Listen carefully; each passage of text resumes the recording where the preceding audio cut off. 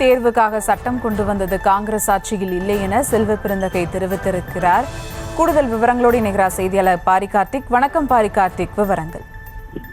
வணக்கம். காவல்துறை மானிய கோரிக்கை இன்று சட்டமன்றத்தில் நடைபெற்று வருகிறது. தொடர்ச்சியாக எதிர்க்கட்சி உறுப்பினர்கள் பல்வேறு விஷயங்கள் பேசி வருகிறார்கள். குறிப்பாக காவல்துறை சார்பில் பாதுகாக்கப்பட வேண்டிய நடவடிக்கைகள் மற்றும் கூடுதலாக செய்ய வேண்டிய நடவடிக்கை என பல்வேறு பரிந்துரைகளை எதிர்க்கட்சிகள் ஆளுங்கட்சி கொடுப்பார்கள். இறுதியில் முதலமைச்சர் உரை நாளை நடைபெறும்.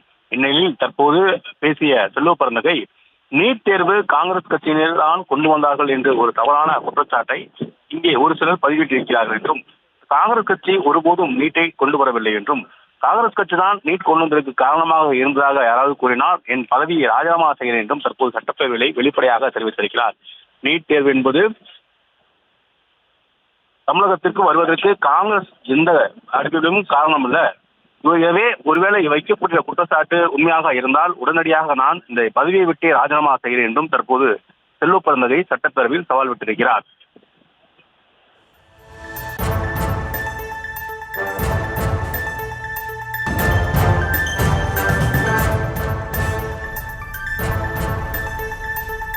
விவரங்களுக்கு நன்றி பாரி கார்த்திக்.